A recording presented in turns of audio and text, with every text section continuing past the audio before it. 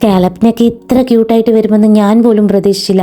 ഈ നെക്ക് ഡ്രസ്സിന്റെ മുഴുവൻ ലുക്കും മാറ്റും. ആദ്യം ഒരു പേപ്പർ എടുത്ത് അളവുകളൊക്കെ അടയാളപ്പെടുത്തി കട്ട് ചെയ്യാം.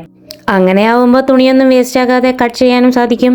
ബാക്ക് സൈഡ് തുണി രണ്ടായി മടക്കുന്ന പോലെ പേപ്പർ ചെറുതായിട്ട് അകത്തോട്ട് മടക്കി അടയാളപ്പെടുത്താം. സ്റ്റിച്ചിങ്ങിന് വേണ്ടിയുള്ള 1/2 ഇഞ്ച് ലൈൻ അടയാളപ്പെടുത്താം. പിന്നെ കഴുത്തിന്റെ 3.5 ഇഞ്ചും അടയാളപ്പെടുത്താം. ബോട്ട് നെക്ക് ആയതുകൊണ്ട് നിങ്ങൾക്ക് 4-4.5 ഒക്കെ അടയാളപ്പെടുത്താം. എനിക്ക് അധികം വീതി വേണ്ടാത്തത് കൊണ്ട് 3.5 ആക്കിയത്. കൂടെ ഷോൾഡറിന്റെ 3 ഇഞ്ച് അടയാളപ്പെടുത്തുക. ഇനി കഴുത്തിന്റെ ഫുൾ ലെങ്ത് 8 ഇഞ്ചും അതിൽ ബോട്ട് നെക്കിന്റെ ലെങ്ത് 3 ഇഞ്ചും അടയാളപ്പെടുത്തണം. ഷോൾഡർ നമ്മൾ 3 ഇഞ്ച് അടയാളപ്പെടുത്തിയല്ലോ. ഇനി അവിടെ നിന്ന് ആം ഹോളിലേക്ക്, അതായത് കൈക്കുഴി 5.5 ഇഞ്ചും അടയാളപ്പെടുത്തണം. ഇനി ഫ്രഞ്ച് കേവ് സ്കെയിൽ ഉപയോഗിച്ചിട്ട് ബോട്ട് നെക്കില്ലേ അത് വൈഡായിട്ട് തന്നെ അടയാളപ്പെടുത്തണം. പിന്നെ ആം ഹോളിൻ്റെ കൈക്കുഴി അതും വരച്ചു കൊടുക്കുക. ഇനി ചെസ്റ്റ് അളവ് 10.5 ഇഞ്ച് അടയാളപ്പെടുത്തി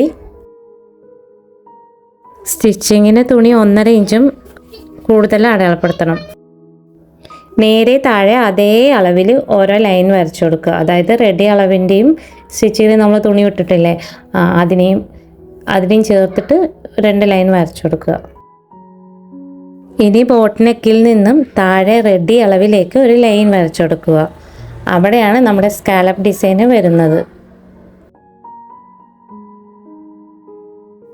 താഴെ നെക്ക് കൂടി കേവായിട്ട് ഈ വീഡിയോയിൽ കാണുന്ന പോലെ വരച്ചു കൊടുക്കുക. ഇനി നമുക്ക് അളവുകൾ ഓരോന്നായിട്ട് വെട്ടിയെടുക്കാം. ആദ്യം നെക്ക്, പിന്നെ കൈക്കുഴി കഴിഞ്ഞാൽ സ്കാലപ്പ് ഡിസൈൻ വരുന്ന ഭാഗമല്ലേ, അതും കൂടി വെട്ടിയെടുക്കണം. പിന്നെ താഴെ നെക്ക് എല്ലാം വരച്ച ലൈനിൽ കൂടി ഷേപ്പായിട്ട് വെട്ടിയെടുക്കണം. ഞാൻ വീഡിയോ ലെങ്ത് കൂടുന്നത് കൊണ്ടാണ് സ്പീഡിൽ കാണിക്കുന്നത്.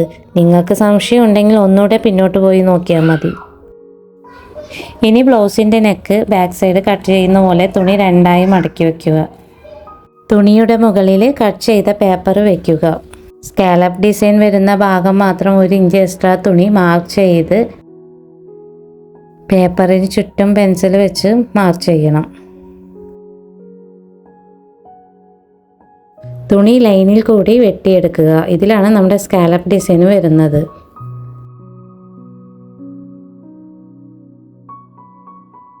ഇനി നെക്കിൻ്റെ താഴ്ഭാഗം, അതായത് ഇടുപ്പിൻ്റെ വശം, ഇതിന് മുകളിലാണ് നമ്മുടെ സ്കാലപ്പ് വെച്ച് പിടിപ്പിക്കേണ്ടത്.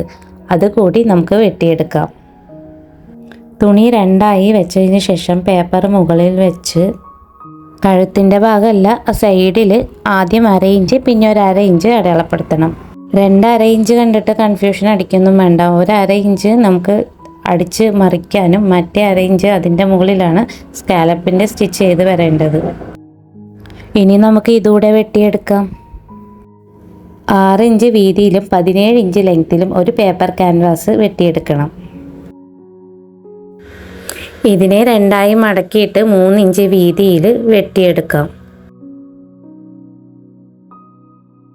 ഈ 2 പേപ്പർ ക്യാൻവാസിലും ഒരു സൈഡിൽ പിൻ വെച്ച് സെക്യൂർ ചെയ്യാം. ഇനി ഒരു പേപ്പർ ഷീറ്റിനെ 2ആയി മടക്കി 1 ഇഞ്ച് ലെങ്ത്തിലും 1/2 ഇഞ്ച് വീതിയിലും സ്കാലപ്പ് ഡിസൈന് കട്ട് ചെയ്തെടുക്കാം. ക്യാൻവാസിൽ 1/2 ഇഞ്ച് ഗ്യാപ്പിൽ 2 ലൈൻ വരയ്ക്കുക. അതിനുള്ളിൽ ഈ പേപ്പർ ഷീറ്റ് വെച്ച് സ്കാലപ്പ് ഡിസൈന് വരച്ചെടുക്കാം. വരച്ച ലൈനിലൂടെ ഡിസൈന് നമുക്ക് സാവകാശം വെട്ടിയെടുക്കാം.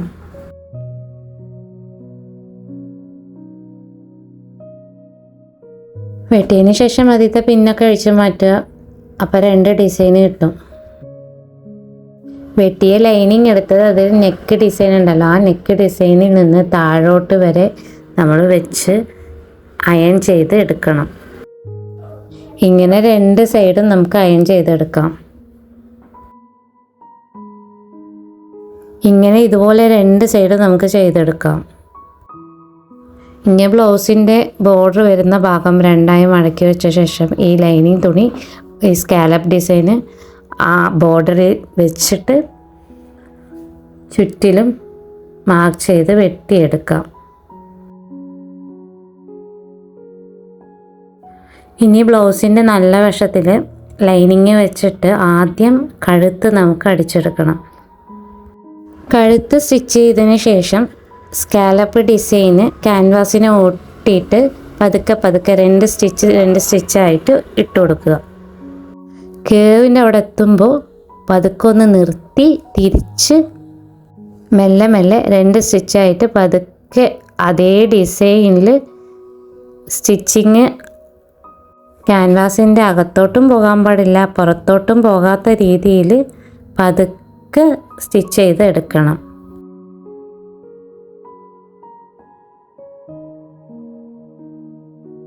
സ്റ്റിച്ച് ചെയ്ത ശേഷം കഴുത്തിനും സ്കാലപ്പിനും ചുറ്റും 1/4 ഇഞ്ച് തുണി വിട്ട് വെട്ടിയെടുക്കാം. ഇത് വെട്ടിയെടുത്ത ശേഷം ആ 1/4 ഇഞ്ച് ഭാഗത്ത് ചെറിയ വെട്ടിയിട്ട് അങ്ങനെ ഓരോ കേവിലുണ്ട് അവിടെ മാത്രം സ്റ്റിച്ച് ചെയ്യുന്ന ആ ഭാഗം വരെ ചെറിയ വെട്ട് കൊടുക്കുക. ഇങ്ങനെ സ്കാലപ്പിന് ചുറ്റും വെട്ട് കൊടുത്തതിന് ശേഷം പതുക്കെ മറിച്ചെടുക്കാം. കൈ കൊണ്ടോ പെന്ന് കൊണ്ടോ വൃത്തിയിൽ തള്ളി കൊടുത്തിട്ട് മറിച്ചെടുക്കണം. ഇതുപോലെ തന്നെ 2 സൈഡും നമുക്ക് ചെയ്തെടുക്കാം.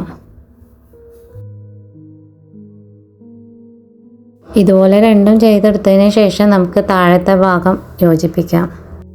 ഇതിൽ ആദ്യം നെക്ക് 1/4 ഇഞ്ച് വീതിയിൽ അടിച്ചിട്ട് പിന്നെ ചുറ്റിലും അതേപോലെ 1/4 ഇഞ്ച് വീതിയിൽ തന്നെ അടിച്ച് തിരിച്ച് മറിച്ചെടുക്കണം. മറിച്ചെടുത്ത ഇതിലാണ് നമ്മൾ സ്കാലപ്പ് ഡിസൈന് സ്റ്റിച്ച് ചെയ്യാൻ പോകുന്നത്. മറിച്ചെടുത്ത ഇതിൽ അരികത്തായിട്ട് ഒരു സ്റ്റിച്ചും കൂടി ഇട്ട് കൊടുക്കണം. ഈ തുണിയുടെ മുകളിൽ സ്കാലപ്പ് ഡിസൈൻ വെച്ച് 2 സൈഡും ഒരേ രീതിയിൽ വരുന്ന പോലെ വെക്കണം. സ്കാലപ്പിൻ്റെ എണ്ണം അനുസരിച്ച് വേണം വെക്കേണ്ടത്. കൂടാതെ നെക്ക് ലെങ്ത് 8 ഇഞ്ച് ആണ്, അതും ഉണ്ടോ എന്ന് നോക്കണം. സ്കാലപ്പ് താഴെ തുണിയിൽ പിൻ വെച്ച് ഫിറ്റ് ചെയ്ത ശേഷം സ്കാലപ്പിന് അരികിൽ കൂടി സ്റ്റിച്ച് ചെയ്ത് കൊടുക്കണം. ഇങ്ങനെ 2 സൈഡും നമുക്ക് സ്റ്റിച്ച് ചെയ്തെടുക്കാം. മുകളിൽ സ്കാലപ്പ് നെക്കിൻ്റെ നടുക്ക് ഒരു ബട്ടൺ കൂടി സ്റ്റിച്ച് ചെയ്യണം.